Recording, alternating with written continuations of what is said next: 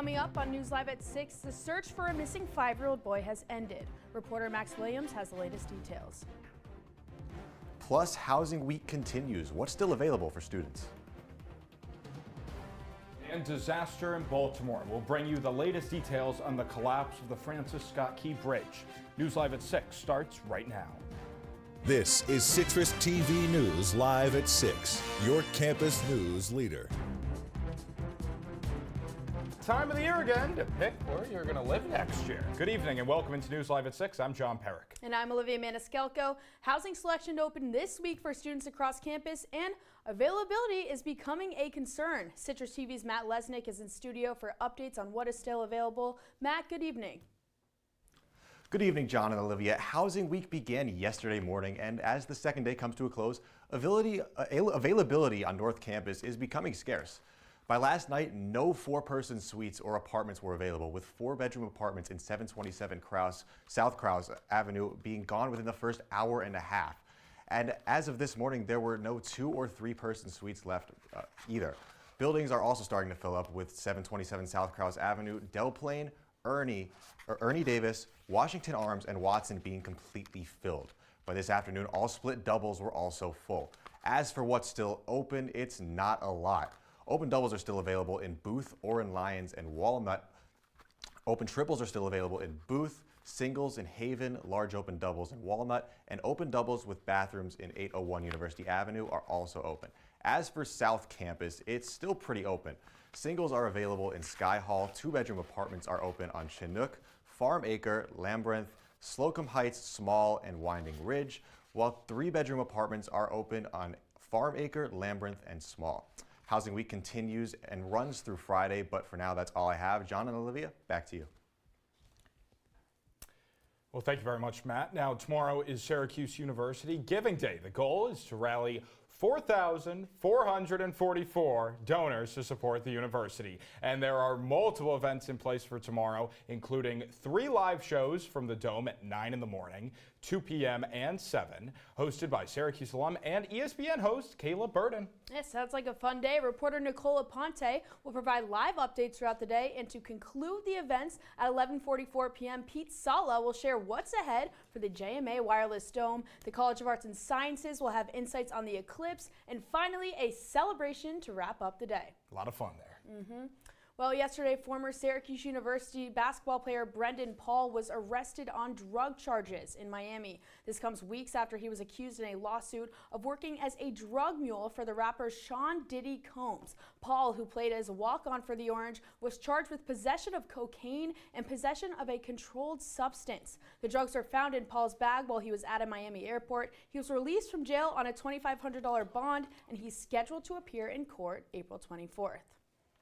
Well, you know, Olivia, it was nice today being able to get the shorts out, the t-shirt, when I went on a run this morning. I was like, this is new. Yeah, it was amazing. I mean, I was driving, I came home from Tops, and I saw a bunch of people on runs. Everyone just had t-shirt and shorts on. It was great to see. No, it really was. Well, hey, Kaitlin, I got my Easter tie on today because it's Easter this Sunday. Are we going to have nice weather in the forecast for Easter? John, Olivia, I'm glad you guys enjoyed your nice, warm, spring-like day. I mean, so did I, with not having to wear a heavy jacket. Right now, we're looking at 58 degrees, and it's kind of cloudy outside, but it feels like 55 degrees. We're seeing those 11-mile-per-hour winds. And if we move into the night, it's just going to drop a little bit to 54, and we'll continue to see those clouds, but it will feel like 51 degrees. So if you're going out tonight, you don't really need a heavy coat, and you can take a nice evening walk before the sun sets later in the evening. Now, if we're looking around the region, we see that everybody else is pretty much in those high 50s. We see Ithaca at 56, Rochester also at 56, but then you see Rome at 49. So everyone is kind of experiencing those nice spring temperatures, but unfortunately, I don't think those are going to stick around. I'll have more later. John, Olivia, back to you. Oh, thanks, Kaitlin. Now, Syracuse Mayor Ben Walsh says he expects to pass a law to increase his own salary and the salary of the members of the Common Council. Citrus TV reporter Dylan Brendel explains the raise and the lack of opposition to it. It was a notably quiet room as Syracuse Mayor Ben Walsh got the green light to go ahead and raise his salary along with other top city representatives. The mayor's salary will rise from $130,000 to $150,000. The Common Council president's pay will rise from just over $35,000 to $38,000. The rest of the Common Council will see just over $3,000 yearly bump, and the auditor will get a raise of just over $1,000. Walsh vetoed a salary increase back in 2019, but says this time is different. The money's in the budget, and we did recently complete a compensation study where we did look at a number of positions, including the positions that are the subject of this local law hearing. So I think it's been done properly, and therefore I intend to sign. The mayor was required to have a hearing for public comment, but at 10:30 in the morning, no one showed up. Okay, with no one being here to speak, I will officially declare this public hearing is closed. Thank you. Though there wasn't an audience in City Hall behind me to witness these changes, Mayor Walsh did explain how the city does try and get vital feedback from residents. Social media, we try to engage people regularly. I go through piles of mail every day, as well as emails, and so we try to make ourselves accessible. It's been fairly quiet. The mayor still has to sign the law, but once he does, the changes will go into effect. Dylan Brendel, Citrus TV News. Dylan, thank you. Now, the city of Syracuse is expected to seize more than 40 tax delinquent properties unless owners start paying down a year's worth of property taxes. The Syracuse Common Council voted unanimously yesterday to restart tax foreclosures after a 9-month pause. The city was forced to pause their efforts to seize properties due to Supreme Court ruling last May. Syracuse has created a program that allows owners to be paid for the monetary value of their property after they pay off their tax debt. A Clay woman is accused of stealing over $400,000 from a dental practice she manages. According to authorities, Carla Fisher-Schmidt is being accused of grand larceny at the felony level after allegedly stealing money from Cicero Dental Associates. Prosecutors say that Fisher-Schmidt had been doing this for over 2 years and was arrested earlier this month. Fisher-Schmidt is currently out on bail while the investigation continues, but could eventually face up to 7 years in prison. Retired family court judges will be reviewing every case handled by the worker who oversaw Ashton DeGanzi's case with Onondaga County Child Protective Services. 11-year-old DeGanzi died earlier this month of a suspected drug overdose. Before his death, there were several complaints made to CPS about his safety. The caseworker and his manager have already been put on paid leave and could be terminated by the county. County Executive Ryan McMahon stated that DeGanzi's death was not a result of systematic issues, but of the bad work done in this individual case. Coming up on News Live at 6, a bridge collapses, leaving 5 missing and 1 dead. We'll give you the latest on what caused that tragic event. And abortion back on the table for the Supreme Court. Why SCOTUS is revisiting the topic for the first time since the overturning of Roe v. Wade. We'll tell you exactly what next on News Live at 6. Welcome to an excellent episode of Live from Studio B.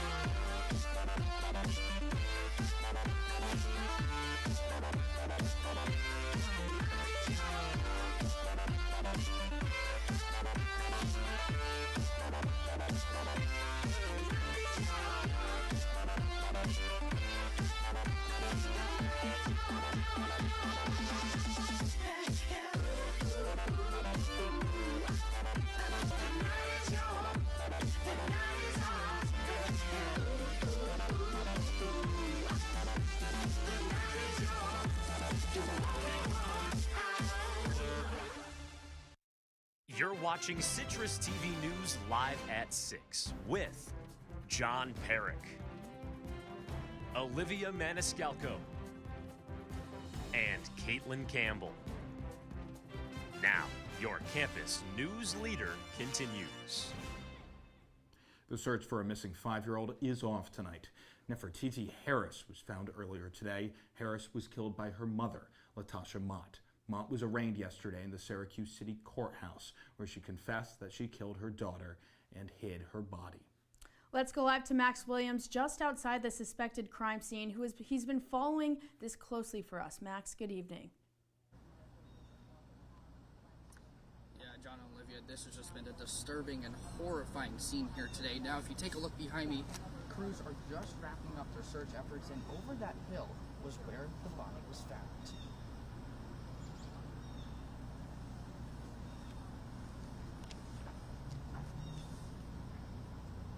Tonight, the search has ended for a Syracuse 5-year-old gone missing. Her remains found buried beneath the snow today. Nefertiti Harris was missing since January 6, when she was killed at her home. The mother, Latasha Mott, arraigned in court yesterday on charges of manslaughter and disposal of a corpse, according to court documents sent to Citrus TV. During that hearing, that's when Mott confessed she beat her daughter to death with a belt in the shower and buried her daughter in a wooded area, leaving police at this search area 4 miles from where Nefertiti lived. Today was the second day of the search, forcing police to ramp up their efforts, starting early this morning with state troopers and a K-9 dog. Mayor Ben Walsh saying in a press conference earlier today that he is frustrated by the actions of the mother. Try to put yourself in a place to make sense of a mother killing her 5-year-old daughter. It brings you to a dark place that you don't ever want to be. Nefertiti was a student in the Syracuse City School District. The superintendent of the district, Anthony Davis, heartbroken over the news today, telling Citrus TV, "The entire school community is heartbroken. Our thoughts and prayers go out to those affected during this difficult time." Where? This says power. No, not power.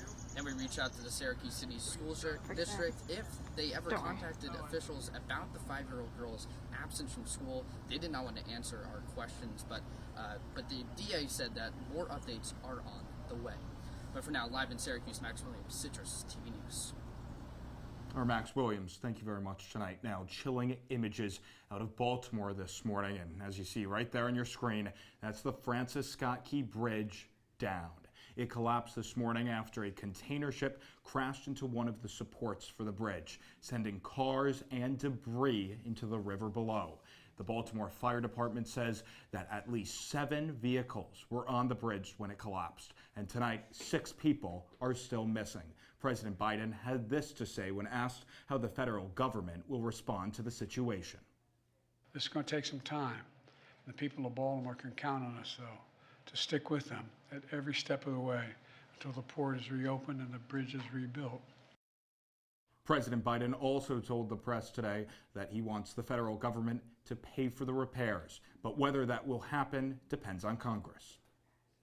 The Supreme Court today heard arguments about the safety of abortion pills. Groups critical of the drug mifepristone are concerned about the drug's approval by the FDA. They asked the court to restrict the drug's use to certain cases. The drug has been approved for over 20 years. It was used in more than 60% of U.S. abortions last year. Justice Neil Gorsuch says the case, quote, seems like a prime example of turning what could be a small lawsuit into a nationwide legislative assembly. The 2024 World Happiness Report was released, and Finland was announced to be the #1 happiest country in the world. The United States, on the other hand, didn't place as well as experts were expecting. Citrus TV's Mike Lamort has more details. Mike, how did the United States place this year? Well, John, not so well. For more than a decade, Gallup and its partners have been producing annual World Happiness Reports to measure, well, the happiness of citizens in each country across the globe. And now, as you'll see behind me, the 2024 report revealed that the United States has fallen out of the top 20 happiest countries, which experts say is a sharp decline since being ranked 18th from 2017 to 2020. The study also revealed, unlike most countries, young adults 30 years of age and below are less happier in the U.S. than adults 60 and above. To put that into perspective, according to the report, young U.S. adults landed in the 62nd happiest spot, while older U.S. adults landed in the 10th happiest spot. One ESF student is saying the lasting effects of COVID have been a reason they've been less happy this year. I know I was a freshman in high school when it hit. That did not give me the time to develop the emotional maturity that I needed. That was a time where I needed around people and I needed to develop social skills. And a lot of us that are now college age now or young adults missed out on like the most crucial part in our lives. The study determined a country's happiness level through 6 key variables, including GDP per capita, which is a country's economic output per person, social support, life expectancy, freedom, generosity, and corruption or trust in the government. Well, most adults are saying young adults actually are saying the U.S. is lacking that generosity and social support. Really, we don't really push equality or like justice like that no more over here. You know, everybody kind of in their own lane, worry about themselves. Sometimes I feel like it never ends, you know what I'm saying? So I guess if we could get like more programs or something like alleviate that stress and like feeling to do so much all the time, it would probably make us more happy. I'm not even gonna lie. But a lot of times, people just be needing comfort in the hub. Well, you can get those comfort and hugs through many of SU's mental health programs. I know my personal favorite is pet therapy, but if you're not a fan of those furry friends, you can always visit the Barnes Center website to schedule an appointment with a mental health specialist today. In studio today, Mike Lamort, Citrus TV News. Coming up, I'll have your Easter weekend forecast and the decline of spring temperatures. More on that later in the show. Here we go. We're gonna go out there in the rain. Gonna get wet. All right, here we go.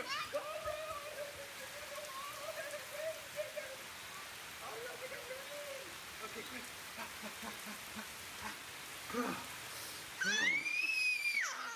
Oh yeah, yes. So much fun. Mwah. We're getting so wet.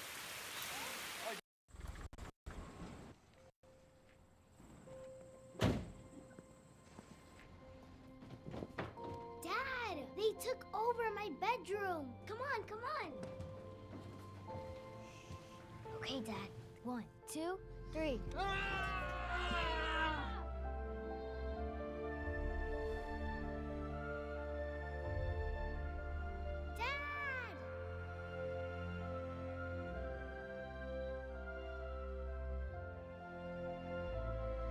You saved me. Dad? Are you okay? I'm fine, dear.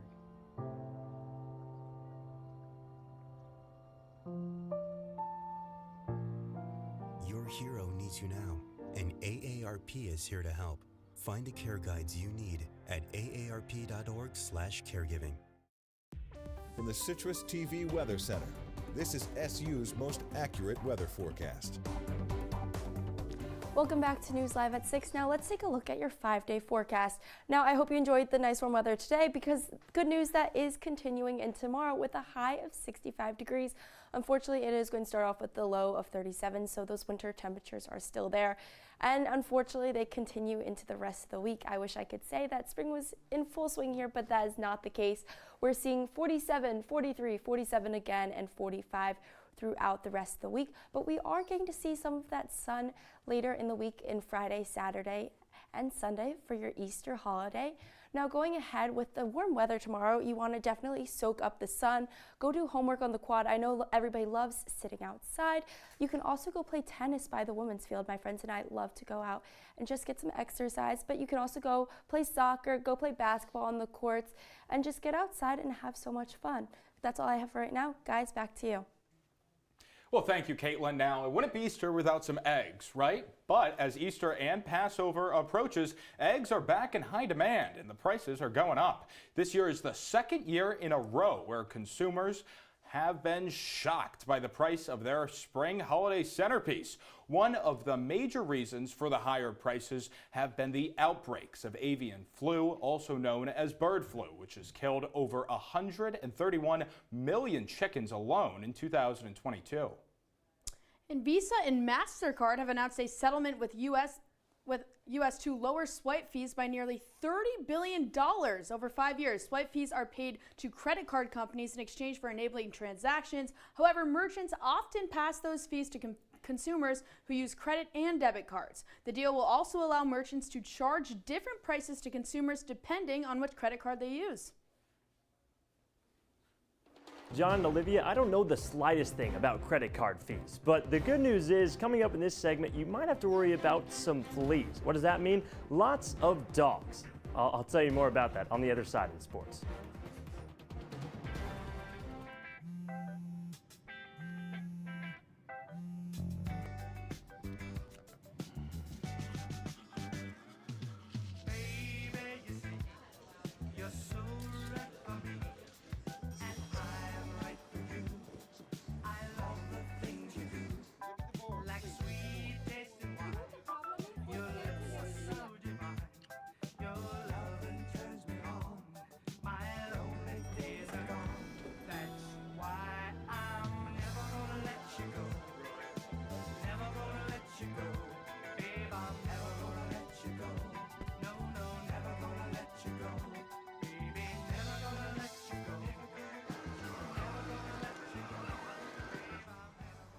Here you go.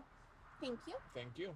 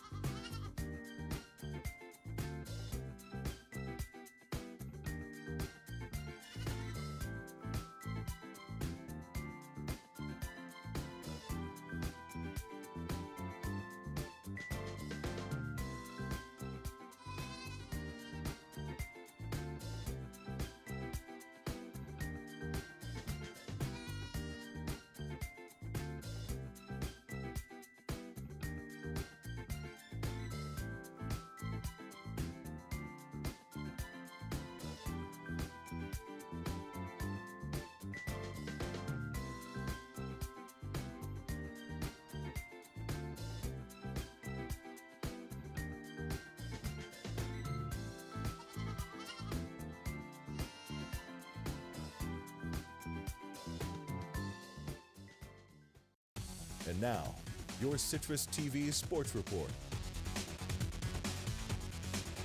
It's never about the size of the dog in the fight, but let's just say if you've tried to pet one of UConn women's basketball head coaches Gino Arima's Huskies over the last 51 home games, you're more worried about the size of the bite. Welcome into sports. I'm Max Gifford. Syracuse women's basketball had its season on the line last night in the NCAA tournament round of 32, matched up against those pesky puppies of UConn that have outfetched the Orange in their last 26 meetings.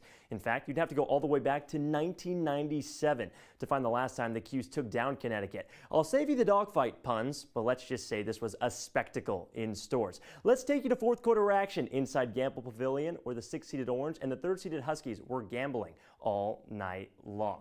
To start this game, I can't go without mentioning one player, Paige Beckers, a season-high 32 points for reasons like that. She was lights out. But then you might be asking, Max, why is this sequence continuing right now? Well, it's because you can have answers here or there. Deasia Fair does not care. She backs up and a splash. And the Orange were down 9 coming into this final frame. Deasia Fair only had 2 points in the first half, and a big reason for that was Nika Mule right there. Picked up her 5th foul in the game. She had 3 in the span of 30 seconds. Gino Arima is up in arms, and for good reason, because without Nika Mule on fair, it allowed her to cook. Another 3, the Orange are within 7, and the Orange just kept their foot on the gas. There's a steal by Sophie Burrows. Georgia Woolley is going to say, okay, Sophie, I'll return the good karma to you. A left wing 3, and again, the Orange now creeping closer and closer. Lead is now down to 4. Alyssa Latham, the free throw J. Orange are 1 bucket away from glory. Paige Becker's name I mentioned earlier, she was triple teamed, and unfortunately, you might want to guard her too. It was KK with the KO. KK Arnold, the dagger and she puts the nail in the Cuse's coffin for this season, which also was a somber ending for a Syracuse legend. We mentioned her already. Deasia Fair, just a 5'5" guard from Rochester, played the majority of her career just north in Buffalo and finished it right here the last 2 seasons in Syracuse. Throughout her collegiate tenure, Fair has etched her name in so many record books, most prominently climbing up to 3rd on the all-time Division I women's basketball scoring list. But through her 5 years, one thing has stayed the same: her bench boss in Felicia Leggett-Jack. Here's what FLJ had to say after the game about her star-studded grad student's career. There's a period for everything in this world, and there's a beginning. And this is the period. This ends it right here. But the beautiful thing is that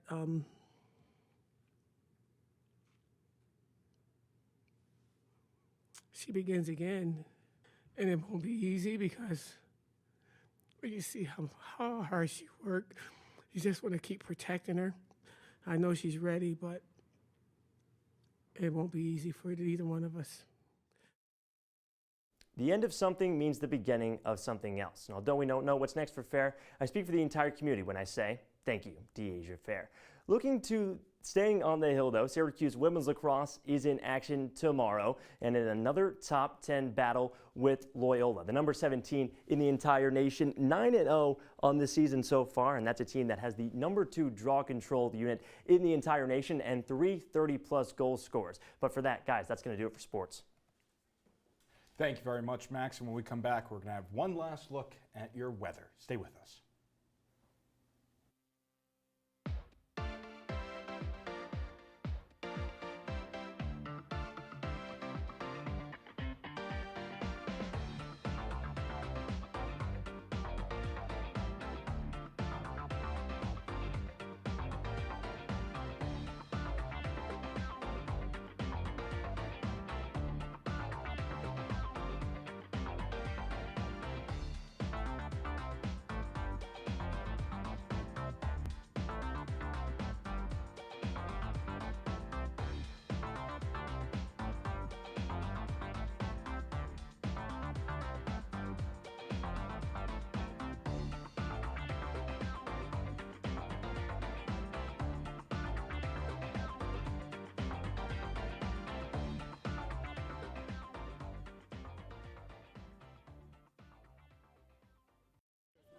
Leaving hot coals improperly extinguished can cause a wildfire. Hey guys, it's Smokey! It looks as if Smokey is going to use the drown, stir, drown and feel technique. After the first drown, a good start.